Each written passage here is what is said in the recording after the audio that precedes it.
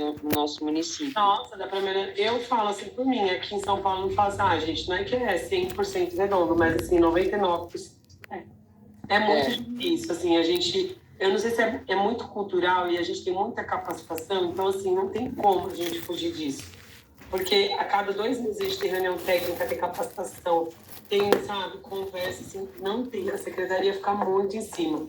Eu vou mandar para vocês só as atualizações, né? E vocês vão ver, assim, é semanal, quase que sempre, assim, que nem teve a segunda-feira o negócio de sífilis, eu já mandei para a Mônica. Falei, Mônica, eu vou ter que mudar a aula, porque já mudou. Então, assim, toda hora que tá mudando alguma coisa, eu sempre coloco para vocês. E assim, segunda-feira a gente vai ter uma reunião com as gerentes, porque a gente tem muita coisa para preencher e realmente, graças a Deus, a única coisa que é bom lá, a nossa consulta demora 40 minutos, professora, não é tão rápido assim. A gente tem essa... Só que a gente não utiliza esse tempo bom pra gente. Para fazer a favor de vocês. Porque, assim, é muito documento que a gente preenche e a coisa principal, que é realmente a nossa atenção mesmo na gestante ao escuta, a gente acaba pecando, porque é tanto documento para preencher que o principal a gente não faz, que é o olhar, né, para a gestante. Então, assim, a minha cabeça, assim, para a reunião de segunda-feira, tá milhão. Nossa! Não, e assim, lá na primeira folha tem peso, altura e MC, por exemplo, né? Aí na outra folha tem peso, altura. Aí no final tem peso, altura e MC. Então a gente repete muitas vezes a mesma coisa, porque eles vão atualizando e em vez de tirar, vai só acrescentando. Aí, se você deixa de colocar peso e altura em uma folha, pronto, você é a pior enfermeira do negócio, entendeu? Porque... Vocês ainda preenchem, né? Tem gente que nem preenche, o médico mesmo não preenche. A gente aqui, como eu falei, o pessoal do administrativo ajuda muito. E aqui a gente sempre tem uma referência. Então, aquele administrativo do Mãe Paulistana, ele não faz outra coisa a não ser olhar para o quadro do Mãe Paulistana. Então, a gente colocava, por exemplo, a Cris, que é ela está 12 anos cuidando de Mãe Paulistana na mesma unidade. Então, assim, toda vez faltava um IMC, faltava uma PA, faltava uma unidade gestacional, ela já colocava um post-it, já mandava de volta. Doutor, eu não vou dar baixa no CIS enquanto você não colocar. Doutor, então, urina. Doutor, o único lugar que faz o CIS pré-natal é na referência, né? Sim. As unidades em si não estão mais fazendo. Eu ainda alimentei muito o CIS. Era bom, porque a gente tinha que estar com essa parte de auditoria de prontuário, né? Sim. Então, é uma coisa que eu acho que eu vou sugerir novamente. Não tem como fugir da auditoria. Sabe o que eu fazia? Semanalmente, a minha técnica de enfermagem, toda sexta-feira, eu pegava minha reunião de equipe, catava toda a minha caixa de pré-natal e a gente olhava um por um, o que estava faltando, o que estava sobrando, os exames que já tinha chegado, eu já passava. Então, assim, quando tinha os 15 minutos, os 20 minutos, já estava passado os exames, eu já sabia o que estava faltando, eu já sabia o que eu tinha que cobrar. Então, era um fluxo. Eu desenhei um fluxo. Isso na unidade onde eu gerenciava, na unidade que eu gerenciava, eu tinha uma técnica responsável com isso, né? Disso. E isso foi muito bom, na época foi muito bom, mas acabou assim, ela tendo que se afastar, porque teve câncer de mama e logo já chegou o Covid. Então, aí desandou, né? Porque assim, a falta de comprometimento, isso entristece muito a gente. Tem que gostar. E assim, eu sempre gostei, né? Mas assim, o que peca mais, aonde eu estive, né, em algumas unidades, é a parte médica, professora. Assim, próprio as meninas do Guarujá sabem, exame especular, eu nunca vi fazer. Juro por Deus, eu nunca vi o médico examinar. Eu como enfermeira também, fiquei muito tempo na parte de gestão. Acabei retornando na parte assistencial por 6 meses. Eu nunca fiz. Quando eu escutei a primeira vez na pós, e depois numa outra reunião, aí eu falei, meu Deus do céu, olha há quanto tempo que a gente vem pecando. Então, realmente, a mortalidade infantil e materno-infantil é da atenção básica. A gente não pode sair disso. Sim. 90% da atenção básica. Acho que não, 80%. 20%. Sim. Mas assim, o alto risco lá é impecável. Porque agora eu atuo lá agora no alto risco, né? Ali o bagulho é chato. É chato mesmo. Gente, eu sou muito chata com gestante, porque eu pegava meu carro, faltava uma urina. Se não fechasse pré-natal, eu tenho uma planilha. Se quiserem, eu mando para vocês. Eu tenho planilha. Por favor, professora. Eu ia agradecer. Muita coisa que eu montei, que eu criei, e deu certo. E a equipe inteira, eu como área RT, a gente tem que criar nossa estratégia de trabalho e gestão do cuidado. Porque a gente é corresponsável pela gestante, né? Exatamente. Gente, vamos lá, então? Podemos? Pode continuar comendo, tá? Vou deixar a porta aberta, é muito calor. Então, assim, ó, além da gente ver o prontuário, preencher todas as coisas, os dados na primeira consulta, a gente... Deixa eu... acho que não tá tendo aula aqui do lado, né? Não. A gente agenda o grupo de gestantes da unidade, a gente vai ter uma aula só de atividade educativa no mês de fevereiro. Agendar a primeira consulta médica, então ela já vai sair, né, no caso, com a consulta agendada. Levantar o grau de vulnerabilidade da gestante, abrir o prontuário, preencher o cartão da gestante. Prontuário, gente, porque se for estratégia, no caso que a maioria das unidades vocês vai ter que abrir um prontuário só da gestante, ela sai do prontuário da família e abre o da gestante. Depois fecha o prontuário da gestante e ela retorna o prontuário da família, tá? Aqui em São Paulo a gente tem separado. Não fica junto, porque senão a gente não tem dado. E aí cada equipe tem a sua caixinha.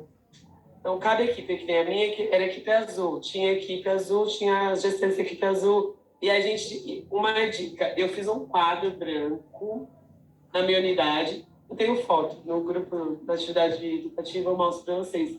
E aí a gente tinha, eu fiz minha técnica de enfermagem. A gente tinha 6 equipes por cores. Então, cada equipe tinha um cavalinho. Então, a equipe que alcançava a meta do mês, então que ela batia todas as metas de exame, de consulta, de encaminhamento, tudo bonitinho, ela ia andando no cavalinho, sabe? E isso foi uma estratégia para a gente poder falar assim, poxa, todo mundo está comprometido. E aí, no meio da semana, tu não fala, nossa, preciso melhorar meu indicador. O indicador da equipe azul está ruim. E aí, a gente conseguia conquistar que a equipe, tanto médico quanto enfermeiro, todo mundo, os agentes comunitários, fizessem uma melhor buscativa. Então, isso fazia muita diferença. E encaminhamento para o CAPS, no caso, se a gestante for usuária de drogas ou álcool, né, a gente pode encaminhar. Imunização. Então, além de tudo, eu sempre falo para a gestante, olha, você vai abrir o pré-natal hoje, você primeiro vai fazer seus exames de laboratório para depois atualizar sua carteirinha da vacina. Não adianta ela fazer a atualização vacinal e depois coletar exames, porque pode dar alteração nos exames laboratoriais. Então, a gente vai fazer a vacina antitetânica em 3 doses na gestante. A gestante que tiver com vacina em dia, mas recebeu só a última dose, né, da antitetânica há mais de 5 anos, precisa receber uma dose de reforço. Na dúvida ou ausência de qualquer informação de vacina, a gestante vai ter que fazer todo o esquema, tá, vacinal. A DTPA está recomendada em todas as gestações, pois além de proteger a gestante, né, que ela transmita aborto dela pertussis ao recém-nascido, ela permite também a transferência dos anticorpos para o feto, né, nos primeiros meses de vida, com relação à parte de vias aéreas superiores, né, infecções de vias aéreas. Mulheres não vacinadas na gestação devem ser vacinadas no puerpério, o mais precocemente possível. E na indisponibilidade da DTPA, pode substituir pela VIP, DTPA VIP, pelo critério médico a prescrição. E a vacina da hepatite B deve ser aplicada em gestantes não anteriormente vacinadas e suscetíveis à infecção. Aqui é o calendário da Sociedade Brasileira de Imunização. Eu trago esse porque o de São Paulo, ele vai entrar Covid, vai entrar vacina de influenza, hepatite e ADT, DTPA, né? E no caso de alguns locais endêmicos, a febre amarela entra também. Mas aqui eu trouxe atualizado agora, porque eu fui no congresso no mês passado da SBIM.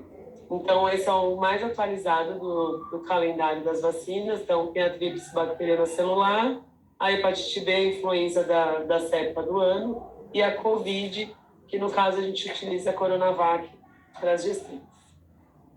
Isso faz novo? Não, do calendário da vacina não. Aqui eu coloquei as recomendações de situações especiais para hepatite A, B, pneumo, meningo, febre amarela. Isso só em ocasiões especiais. E assim, contraindicadas é a tríplice viral, o HPV, varicela e dengue. Gestante não pode tomar essas vacinas. Aqui, então, gente, eu vou mandar para vocês, eu não precisa, né, copiar nem nada, mas é só para a gente relembrar o que a gente prescreve na abertura do pré-natal. Então, ácido fólico, lembra, eu falei 40 gotas, 4 miligramas por ml, se forem gotas. E se forem comprimido, é um ácido fólico 5 miligramas, é um comprimido bioral uma vez ao dia. Geralmente, tanto ele quanto o sulfato ferroso a gente faz uma horinha antes da refeição. O sulfato ferroso é também 40 miligramas comprimido, né, via oral. Então, tomar um comprimido uma vez ao dia, 1 hora ou 30 minutos antes da refeição. Usar em toda a gestação. Aqui já está atualizado, ó. O ácido fólico também em toda a gestação. E o carbonato de cálcio a partir da 16ª semana até a 36ª, né, para prevenção da pré-eclâmpsia. Para o carbonato, além de prescrever lá no receituário comum, a gente tem que preencher esse impresso de alto custo na farmácia. Então, você vai mandar o receituário, mais esse impressinho do carbonato que fica em todos os caninhos lá no consultório. Todos têm. Eu, Vanessa, eu não sei lá na unidade que vocês vão aqui, algumas unidades já tem também. Eu, Vanessa, eu sou toda cheia dos kits, cheia das coisas. Então, eu já faço kit de ácido fólico, kit de sulfato ferroso, kit do carbonato de cálcio, kit de exames, primeiro tri, kit de exames, segundo tri, é porque facilita a nossa vida, a gente só tem 20 minutos. Então, na abertura do pré-natal, eu já deixo o prontuário, nas técnicas a gente deixava o prontuário com o prontuário pronto, a gente preenchia lápis, então ficava a ficha lá, aquelas prontuários do dia a dia, da rotina. Já tinha uma carteirinha, já tinha os pedidos do primeiro tri, já tinha o negócio do teste rápido, já tinha do Mãe Paulistana, já tinha tudo. Então, não tinha como esquecer nenhum. Posso dizer para as meninas Pode. Da primeira semana que eu descobri. Que eu descobri tem 2 meses. Aí, a primeira pessoa que eu liguei foi para ela. A menina foi grávida, ela já corre, já vai comprar ácido fólico agora. Sulfato ferroso. Daí já não toma isso. Não vai tomar dipirona, não vai usar isso. As primeiras orientações foram muito importantes. Quando eu consegui uma consulta com a obstétrica, 8 semanas. Já tá você já está tomando o ácido fólico, né? Já estou tomando a saúde. Ela tá tomando vitamina. Quanto mais você pega desde do comecinho, né? Com certeza. E aí aqui, gente, nesse impresso, vocês vão fazer só um xizinho aqui, ó, nesse primeiro quadradinho. Grávida com dieta pobre em cálcio, tá? Vai preencher aqui nome, RG, cartão do SUS. Assinar e carimbar, e aqui é a farmácia que vai dar a dispensação. Por que disso? Porque justamente o carbonato, ele é alto custo, né? Então, para ter um controle de o que está sendo dispensado, tem que ter esse impresso junto, tá? A gente encaminha, então, para a sala de vacina, consulta com o dentista, porque a gestante tem várias alterações, né? Tanto da gengiva, se ela tem alguma cárie, alguma coisa, não pode fazer com determinado tempo de gestação. Então, o dentista vai avaliar o que é a questão da prevenção de doenças da saúde bucal. A gente ela já sai com 3 consultas agendadas, tá? Ela vai sair com a consulta para o médico, enfermeiro, médico. Por quê 3 consultas agendadas? Para a gente fazer gestão da agenda. Porque se a gente deixa para ela vir mês que vem, marca daqui um mês, aí vai marcar daqui um mês, a gente não vai garantir que ela está sendo atendida em tempo oportuno e não vai estar seguindo o protocolo do intercalado médico, enfermeiro, médico, enfermeiro. Então, eu, enquanto gestora, eu sempre fiz a regulação da minha agenda. Então, a cada 3 meses, a gente abre vaga para 90 dias. Se a gente não faz isso, a gente preenche todas as vagas, e quem é gestante, criança, idoso, que tem que ter a consulta, né? Os crônicos, a puericultura, a gestante, ela não vai ter a oferta de vaga garantida, tá? Então, isso é gestão de agenda. Vanessa, tem que saber disso? Tem, porque se chegar lá na UBS e falar assim, não tem vaga para gestante. Oi? É prioridade, tem que ter vaga para gestante. E a abertura do cartão da SP Trans, a gente só preenche uma impressa bem rapidinho, tá, gente? E aí manda para o administrativo que ele dá seguimento na gestão.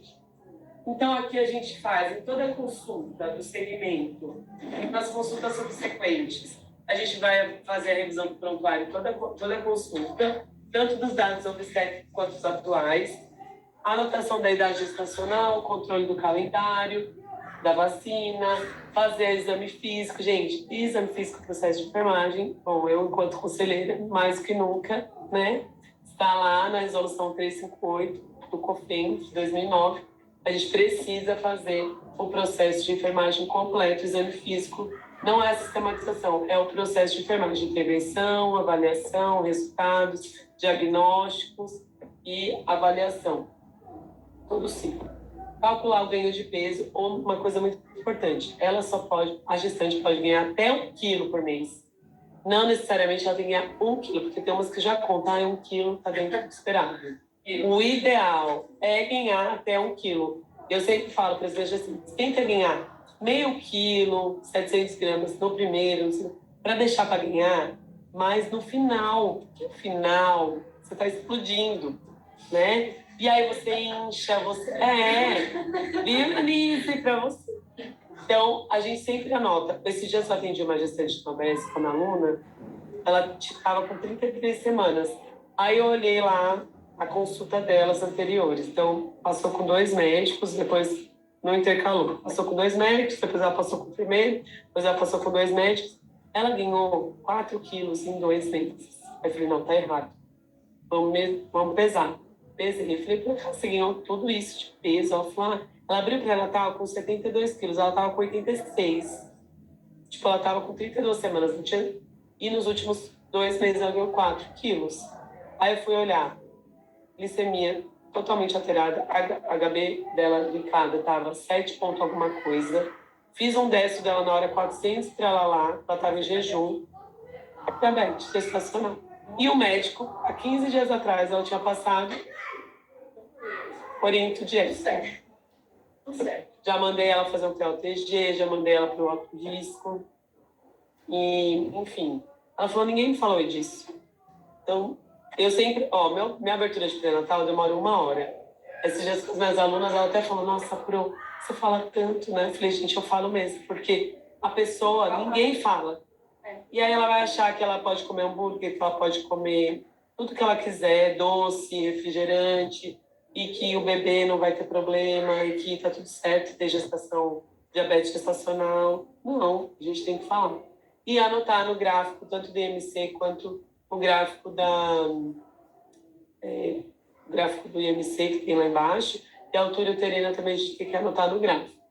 Aferir a pressão, lembrar do risco da pré-eclâmpsia, anotar e avaliar o crescimento fetal.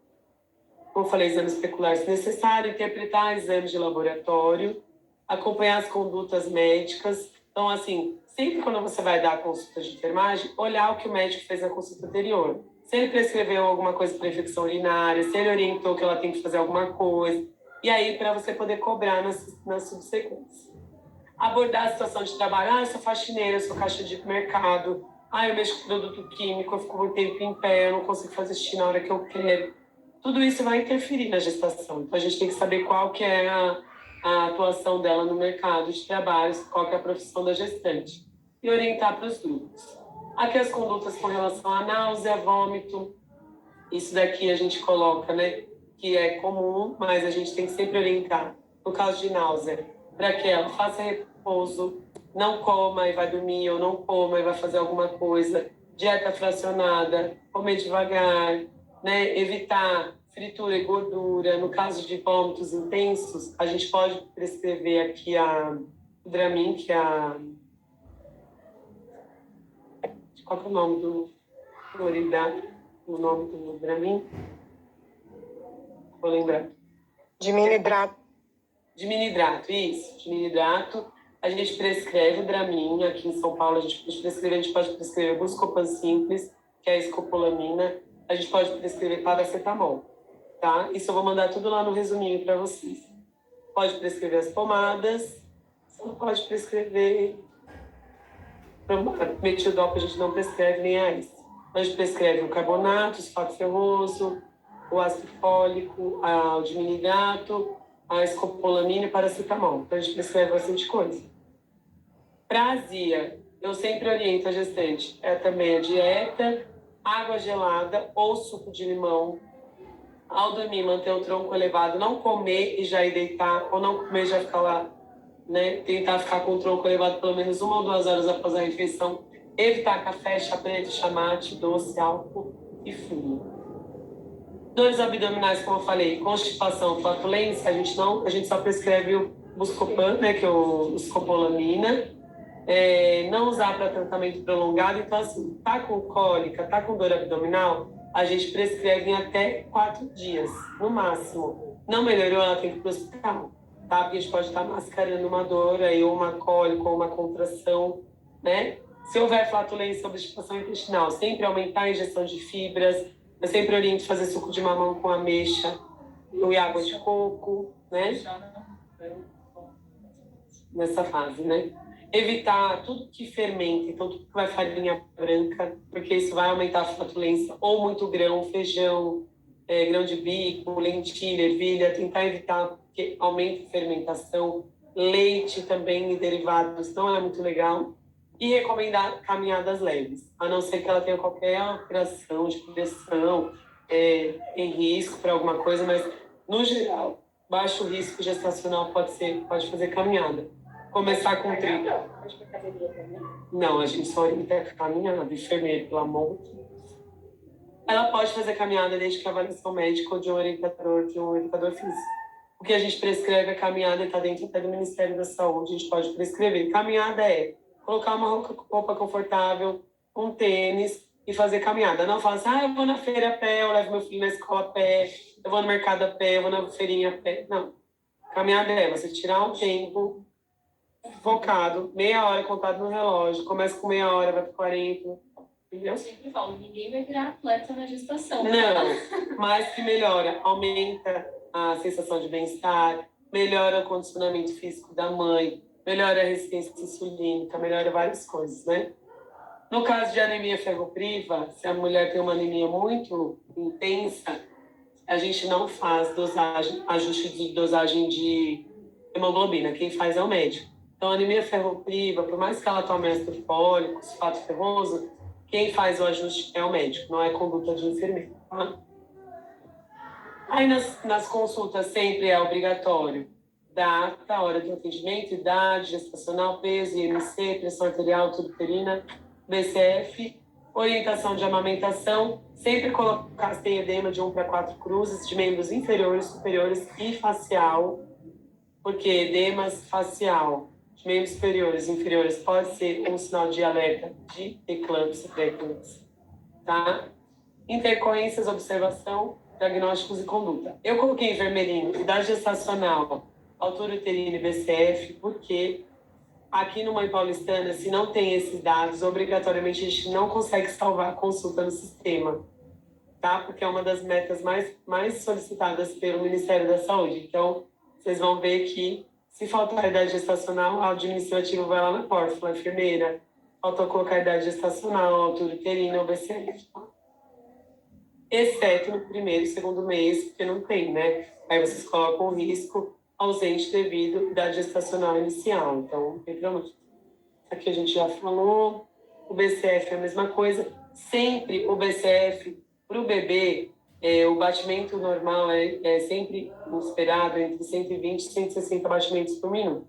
Sempre quando a gente vai fazer a ausculta do batimento do bebê, a gente vê qual que é o pulso da mãe e qual que é o pulso do bebê. Porque às vezes a gente está lá, pega cordão, pega artéria abdominal, vê se é a artéria da mãe ou se é realmente o bebê. O que a gente sempre fala é que o bebê parece um cavalinho, ele é muito rápido, é bem rápido. E ele é rítmico e ele tem uma frequência bem rápida.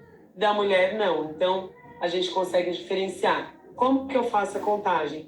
15 segundos multiplico por 4? Jamais, tá? É 1 minuto contado no relógio. De preferência, relógio pode ser cronômetro de celular, mas a gente sempre fala que o relógio de ponteiro é o mais fidedigno. Por que em 1 minuto? Porque em 1 minuto a gente consegue avaliar a amplitude da frequência cardíaca, se tá muito rápido, se tá devagar, se tá irregular. E tem bebê que às vezes tá rapidinho e de repente ele dá uma desacelerada. Isso pode ser um indicativo também de doença com má formação congênita, cardíaca. Eu peguei um bebezinho com 5 meses, alteração no BCF, mandei para o médico confirmou e ele fez uma cirurgia intraútero com 7 meses. Ele tinha uma formação congênita gravíssima, ele fez na quinogacina. Foi uma avaliação minha. Enfermeiro, pode fazer? Pode, deve. É obrigação nossa, por isso que a gente tem que estudar bastante. Viu? É. E não, foi um caso até que as meninas, até a secretaria mandou um e-mail para a SPDM na época, porque já tinha sido passado por 2 consultas médicas anteriores, ninguém... Você conseguiu ver só por 7 meses, né? Aí você notificou? Notificou, eu chamei o médico na hora, ele avaliou, encaminhou para o alto risco, fez um exame específico de ultrassom e mais um cardiotoco, e aí avaliaram realmente. Ele tinha uma formação de válvula, e aí ele fez intraútero, foi bem legal a cirurgia. E ele ficou ótimo, nasceu super bem. Então aqui a gente coloca, né, aqui é o segmento da consulta. Exames do segundo trimestre. O que diferencia do primeiro para o segundo é urina 1, urocultura, vai ser em todos os trimestres, glicemia de jejum em todos. Eu coloquei em vermelhinho HIV e sífilis, porque pelo Ministério a gente não pede sorologia de HIV e sífilis no segundo trimestre. Mas em São Paulo, por isso está em vermelho, e tem 2 asteriscos, a gente pede por quê? A gente percebeu um maior número de contaminação das mulheres com sífilis e HIV no segundo trimestre, e isso foi uma orientação do Comitê de Mortalidade Materno-Infantil e de Transição Vertical, que valeria a pena a gente solicitar a sorologia e fazer o teste rápido. Faz. Então, a gente coloca aqui em São Paulo, nos 3 trimestres, né? Que bom. Tem município que não faz. No Rio, um monte de município não faz. E quando passa com o médico, ele já caminha pra gente. Para vocês. Óbvio, tá no segundo trimestre, vocês conseguem, a gente faz na hora. Teste rápido, né? E o teste rápido, gente, a gente pode fazer em qualquer suspeita. Se a mulher falou, meu marido tá pulando a cerca, eu desconfio que eu tive uma relação desprotegida, é um novo parceiro, não conheço. A qualquer momento de desconfiança, de solicitação, a gente pode pedir, tá? Elas falam, né? Ela sabe. Eu acho que meu marido tá me traindo. Eu acho que eu tô com umas lesões na vagina, tá estranho. Eu acho que, entendeu? A gente faz.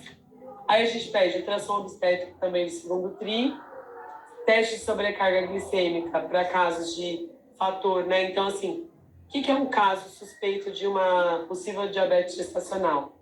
Glicemia abaixo de 90. Acima de 90 a gente pode pedir o TOTG, tá? Se o CUMBIS for negativo, né? Então, se a mulher tiver CUMBIS negativo, a gente já solicita entre a 28ª semana e a 34ª a realização da imunoglobulina TD, né? No caso da Rogan. E aí ela faz na referência. No terceiro tri, a mesma coisa. A gente faz urina e urocultura, glicemia de jejum, a sorologia de sífilis e HIV, proteinúria. Vocês fazem agora já? Vocês têm a FIS? A gente pede só para pacientes que têm risco, né? Aqui, o que eu peço? Não é para todas as pacientes também. Eu sempre oriento. Paciente que está muito demasiada, face, mãos e pés.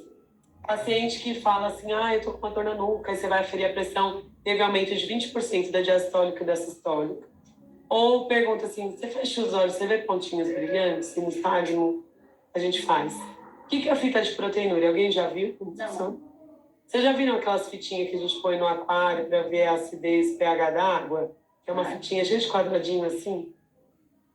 É uma fitinha. Qual teste rápido vai ter? Isso, só que tem uns algodãozinhos assim, parece uns quadradinhos que é um algodãozinho. A gente pede para elas fazerem a urina no potinho, imerge a fitinha por 5 minutos.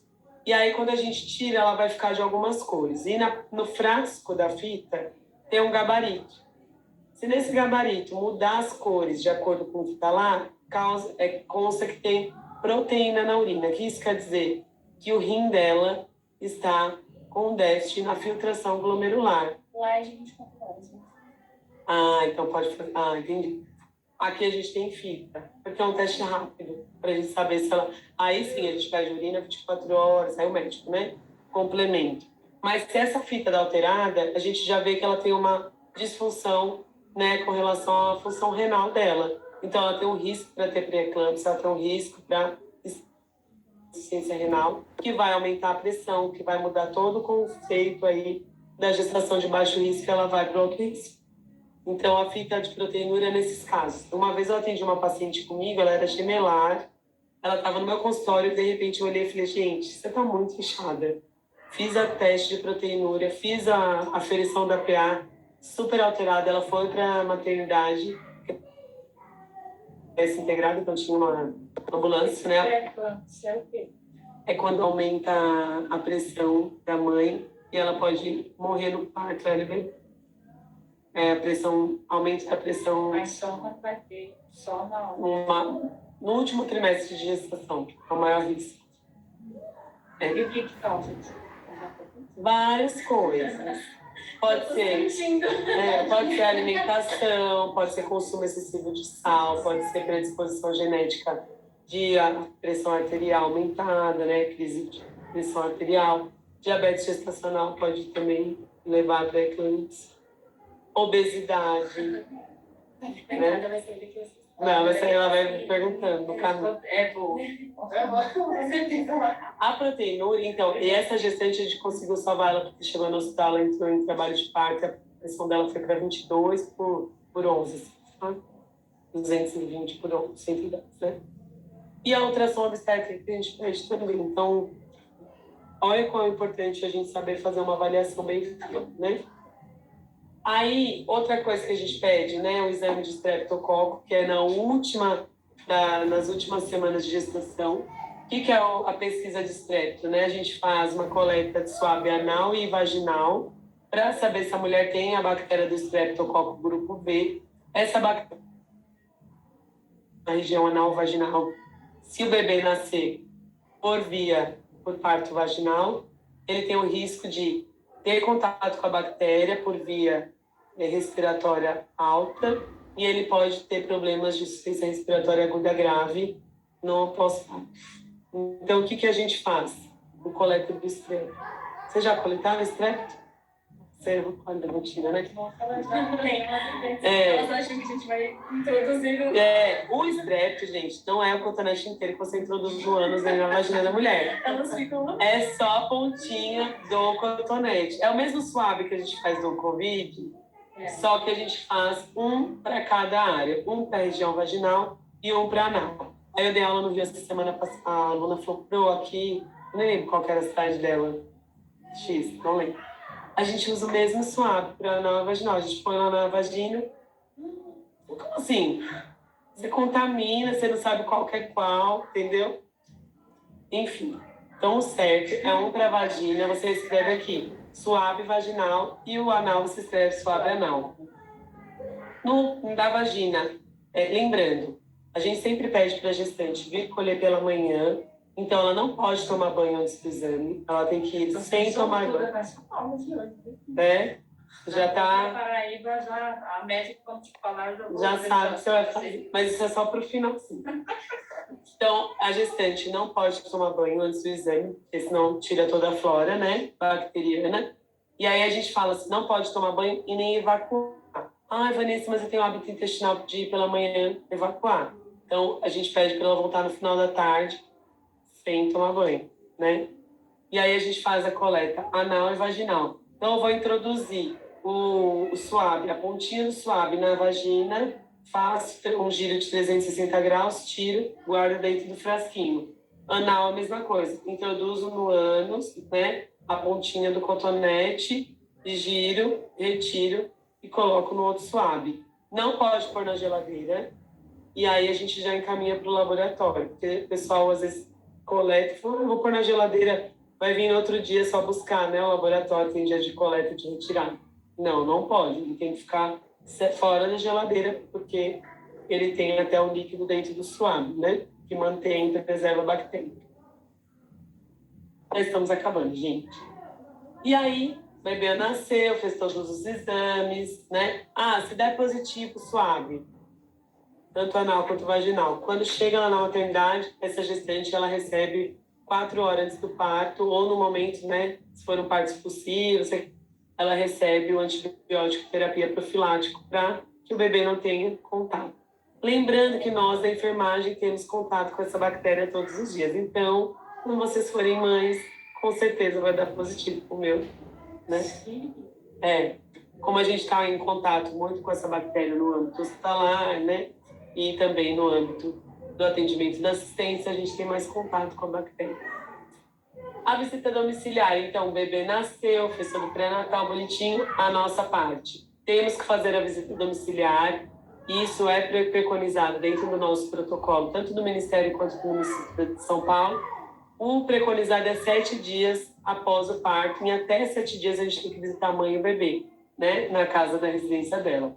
Então, eu sempre falo para os agentes comunitários, nasceu o bebê e para a gestante, avisa o ACS, liga, manda assim, o WhatsApp do ACS, hoje todas as equipes aqui em São Paulo tem tablet, tem o celular da equipe, o WhatsApp da equipe.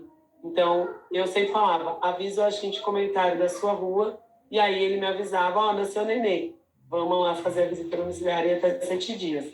Caso não seja possível, às vezes ela fala, eu vou para minha sogra, eu vou ficar na casa da minha mãe, eu não vou estar lá nos 7 dias, anota lá no prontuário, realizado contato telefônico no dia tal, gestante encontra-se fora da área de residência, retorno para a visita domiciliar assim que ela estiver de novo na sua residência, tá? Se for óbito, então lá, o bebê nasceu natimorto, ou ela perdeu o bebê no meio do caminho, tem que fazer a visita domiciliar? Tem. Precisa ser em 7 dias? Não, né, gente?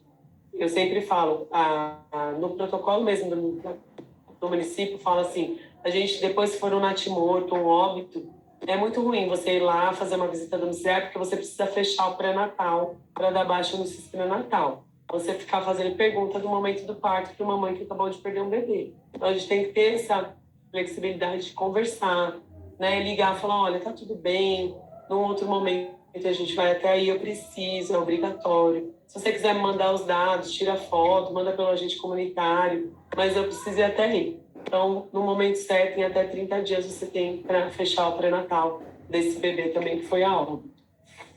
E aí, o que a gente faz no pré-natal? Ou na visita domiciliar? Verifica o cartão obstétrico, está completo, as condições de atendimento no parto, tanto para a mãe quanto para o bebê, se houve intercorrência durante o parto, febre, hemorragia, hipertensão, diabetes, convulsão, recebeu transfusão sanguínea, teve um desmaio, enfim, tudo que tiver de intercorrência vai estar tudo. Elas já vêm da maternidade com o relatório de alta, né? E aí os dados do bebê, tanto do parto quanto da mãe. A gente coloca todos os dados, se foi cesárea, o tipo de parto, qual tipo de anestesia, quanto tempo foi o trabalho de parto, se o bebê estava a termo, pré-termo, pós-termo, se ele recebeu aconselhamento de testagem de sífilis, se usou medicação, né, durante o parto, e fecha o sistema natal. Lá no exame físico da casa da gestante, a gente examina a mama, a gente vê como que ela está, a questão do sangramento, né? Se a gente vê também a parte de laceração, se ela fez um parto vaginal, se teve corte, se teve episiotomia, se foi uma cesárea, como está a cicatrização da cesárea, se tem secreção, se o ponto está sequinho, se tem qualquer sinal de infecção, tem que anotar, verifica o abdômen, condição do útero, se tem involução uterina, pergunta se tem lóquios. Tá sangrando muito. Eu peço para ver se você pode mostrar seu absorvente. Problema nenhum, tá? Faz parte do exame físico da puérpera. Sinais vitais, avaliar a função intestinal e urinária, possível. Então, ela pode apresentar dor, febre, dor embaixo do ventre, na mama, ou ela pode ter um corrimento, uma vaginose pós-parto. Eu tive, gente. Quando minha filha nasceu, minha imunidade baixou muito, aí eu tive candidíase em pós-parto, tá? Aí você já fica, com candidíase, o peito rachado, a barriga rasgada. Meu Deus. Meu nome é assim. Não, Pronto, tem uma aluna aqui que ela trabalha numa maternidade da SPDM, que pode saber quando ela está perguntando para mim, eu estou tentando entender para mim, tá? Que ela trabalha tem maternidade, mas tem um ambulatório da mulher, um dia da vida na casal turístico lá. Uhum. E ela falou que coleta suave, a gente precisa só da vagina. No alto risco? Então, às vezes pode ser protocolo institucional, mas nas UBS tem que ser vaginal e anal. Certo, mas assim, por que coletar no alto risco? Se ela vai no pré-natal? É uma vez só? É uma vez só. A não ser que ela tenha qualquer outro tipo de bactéria que é multiresistente, eles fazem a coleta de suave para verificar Controle, se né? tem ou não a bactéria. É porque quando é no hospital, a gente coleta por conta quando vai internar com uma alta vigilância. Isso, por conta disso. Ou então, por exemplo, se ela veio de outro hospital, né, e vai ser internada. Aí a gente faz a cultura para controle da bactéria CCH, para ver o tipo de antibiótico. Mas nesse caso deve ser que ela deve ter multiresistência, alguma bactéria, e eles fazem de controle. Isso é só vaginal de streptococcus. Ah, tá. Streptoprotocolo é anal e vaginal, não pode ser um suave só, ou um ou outro, porque a bactéria está nos dois canais. E a gente tem que fazer a profilaxia, tá? Aqui, então, é importante também a gente avaliar a dinâmica familiar, como que essa mulher está sendo assistida, quem que ajuda ela, se ela tem 4 filhos, 5 filhos, se é o primeiro bebê, né? Como que ela está se alimentando, se ela está dormindo, se tem quem ajude ela nos momentos em que ela pode descansar, porque é a rede de apoio. Isso faz parte do puerpério. Gente, puerpério é tão importante quanto o momento do pré-natal. É onde a mulher mais precisa, é onde ela tem maior risco de ter depressão pós-parto, né? Então, a gente tem que também ter a noção de como é a dinâmica familiar. Avaliar a situação vacinal, então, se ela não completou o esquema, ela tem que completar no pós-parto. Prescrever o ferro, sulfato ferroso, ele não vai até o final da gestação, ele vai até 3 meses pós-parto, tá? Porque ela perde sangue, ela fica anêmica, ela precisa de mais, né, condições para ela poder reverter aí o quadro de sangramento e de anemia.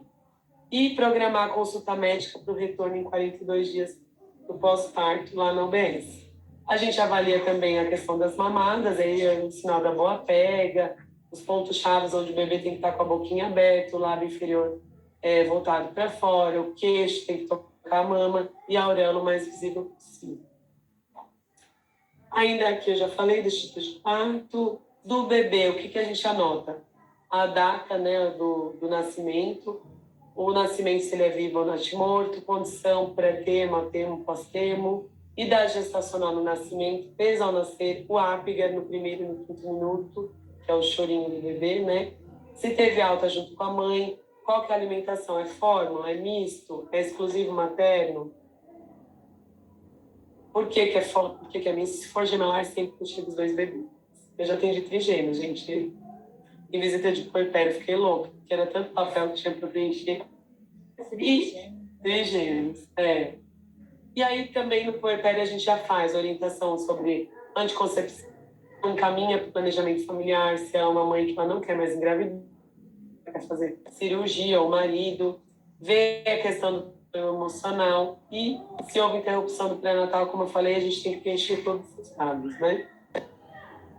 Nossa, e é isso. Professora, se a gente Tiro. por exemplo, a gestante fala de carcinoma, né? Uhum.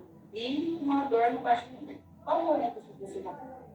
Náusea, dor embaixo do ventre? Aqui tá demais, nossa, vai ficar coisa de bom. Primeiro, a gente tem que ver se a dor, o tempo da dor, a duração. A gente sempre fala para a gestante assim, se ela começou, a dor vai e vem. Ah, hoje começou de manhã, depois foi até lá no final da noite. Gente, isso pode ter, nos primeiros 3 meses de gestação, é normal cólica abdominal em gestante, até pela mudança fisiológica anatômica da mulher.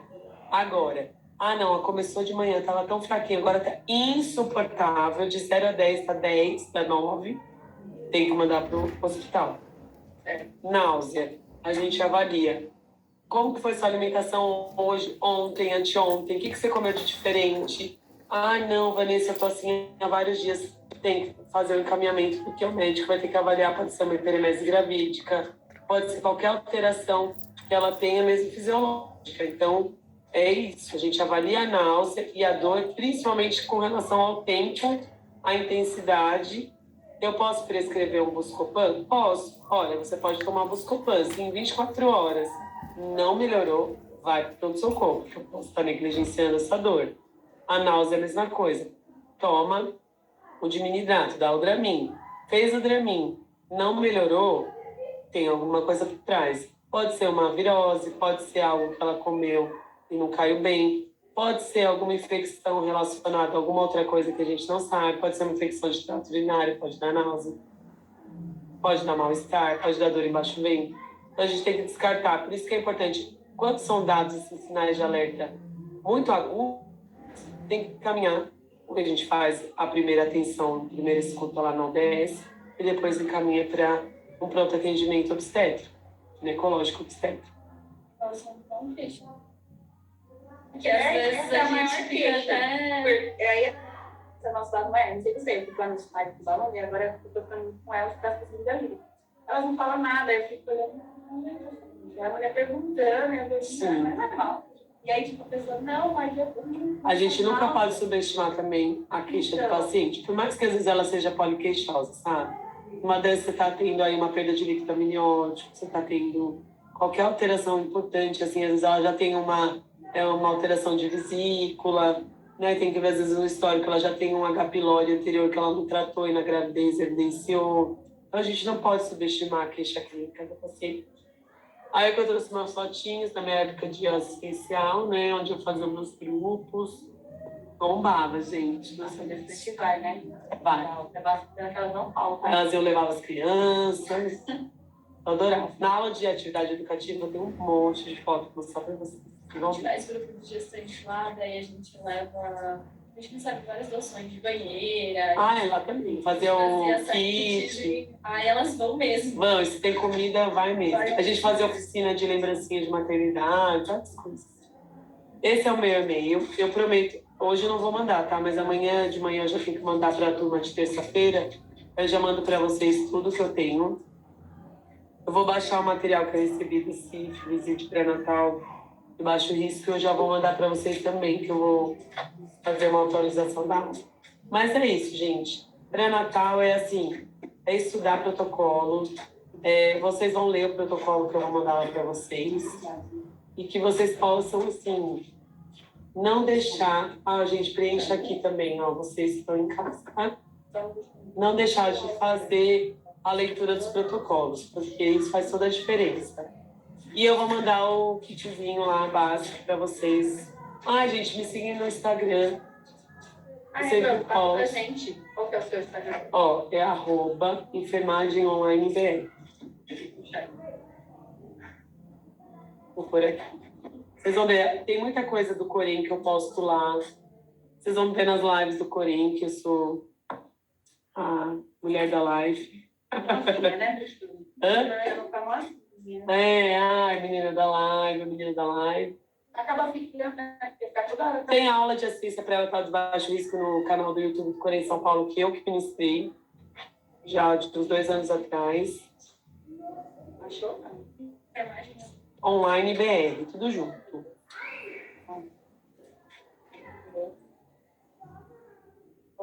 Isso. É um que tá podendo do Brasil? Não. Ó, põe aí, Vanessa Morrone. Já vai aparecer, quer ver? Achou? Eu tô com uma blusa vermelha. Apareceu? Já. Vou aceitar. Não, vocês podem me...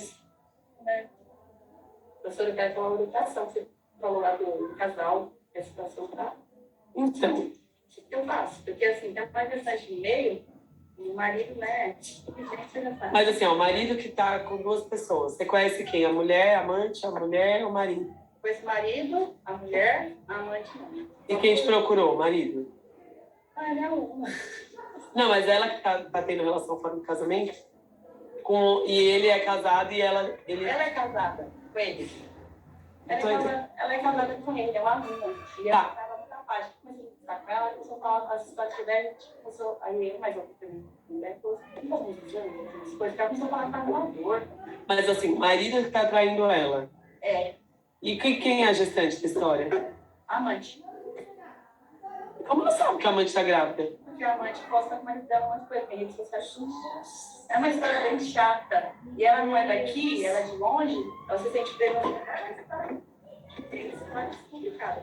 Ela não é daqui, a família dela é toda Venezuela. Então ela é uma pessoa que está sozinha aqui. Entendi. Então é bem difícil, sabe, né? E ela acaba aceitando a situação porque ela não quer voltar para o país. E ela vai terminar o curso, e quando ela terminar o curso, ela consegue uma profissão, né? Sim. Consegue trabalhar. Mas ela faz curso aqui de técnico? É. Tadinha, gente. É muito triste, porque ela... Ela é casada no papel? É, mas na naturalidade do lar, na Venezuela. Ah, ele tá lá na Venezuela? Ele é... Ai, mano, é... Aí eu não consigo te ajudar. Fica bem difícil, caso de família. A menina daqui. A menina daqui. É, na verdade, ela não tinha que ter relação com ele, né? Ela não tinha que ter Sabe relação. por que ainda a gente fez? Porque ela vai conseguir engravidar, mesmo com essa situação. Né? Ela precisa de uma ajuda psicossocial, essa moça. É, então... Ela pode ser encaminhada para o... Tem o centro de acolhida do imigrante aqui no centro, que ela pode ser encaminhada. Tem um monte de venezuelana. Hã? Pode passar aqui? Pode. Sim. Não, eu quero ajudar ela porque a gente... É a casa do imigrante, gente. Ela não precisa disso. Jesus, isso é muito sério. Isso é muito sério. Eu sei que é. Depois você me chama, eu posso ver o telefone para você das meninas da casa do imigrante. Tá bem?